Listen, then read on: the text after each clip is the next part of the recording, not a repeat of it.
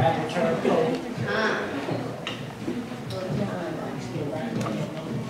let's pretend this is all like Def Jam poetry one more time.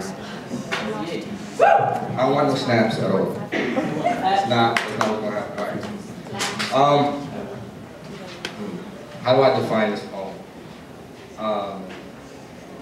I feel like a lot of people don't know that I write poetry, but this coming year happened, and high school ain't been the best experience for me, but I feel like poetry is just something you can vent. You can use the vent, so it's what I use it for.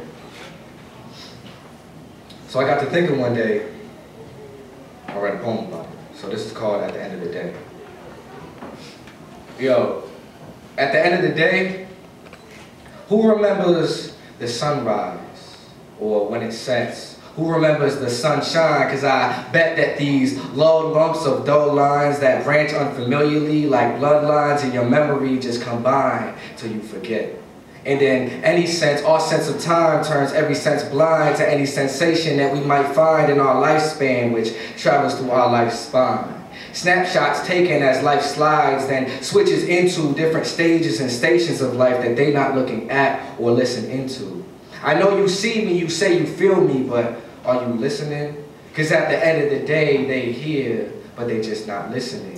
Hear in the sense of presence, but do not hear the present message being unwrapped like Christmas presents. My words present thoughts to ears to reach you and teach you philosophies and life's prophecies, love, hope, and lots of these cliches, either to ease your fears or seize the tears away. But you see, at the end of the day, I know I'm just a cliche walking the lines of movie scripts and music's top 100 hits. You've heard it all before these poetic lips disjoint and twist phrases like prosthetic hips to create this potamic list of streams dripping with knowledge, flowing facts of fiction and rushing rivers of metaphors.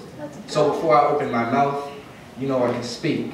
And with my tongue, I write the type of timeless quotes you post in your tweets. The monologues that could make stone statues in ancient Roman auditoriums weep in their seats. So, at the end of the day, you know I can speak. But at the end of the day, that just makes me a young kid on Friday nights who roams his inner thoughts because there's nowhere else to go. Lost in this subconscious zone, forced to make something beautiful out of the tones of his deaf moments spent alone. Forced to make something magical out of missed opportunities. Missed out feelings cut, copied, and glued to these pads of paper which are soon to be vocalized scriptures that mobilize pictures and move to these patterns. So I'm forced to make structure out of a whole bunch of nothing. I'm forced to make something out of that neither I nor anyone else will ever get nothing out of. I guess at the end of the day is my only comfort. When silence invites me to solitude, holding me tightly, this nightly cycle slightly relieves this weight on my chest, made of my absurd burden of bare ideas and writhing rhythm of words. You see, they say poetry is the best words in their best order. Well, I just saw them to give my life some order, which is on the border of insignificance, and I insist that this magnificence of intricate stanzas can hide the horror that it doesn't matter. I mean, you live or you die, you win or you lose, so does it matter? To me, you can either live winning and die losing, or you can live losing and die winning. Well, me, I chose the latter because I would rather live at a loss but die for the cost of winning, because isn't that what matters? Let me tell you, what matters at the end of the day is what you become. Not who you are or have been, because I have been, a has been, and had been many more things before then, but among men, it's not the way I walk, but the way I stand. Not the way I talk, but what I demand, and not the way I go, but where I land. Now, where I land is still a mystery, but just because you don't fit in doesn't grant you the right of misery. See, by opening your mind and closing stereotypical doors, you are graced with the greatest liberty of all. So there is no person I would rather wish to be. And man, I swear I'm getting tired and dizzy from these giggling girls coming up to me all giddy saying that I look like Drizzy, because honestly, that's just not me.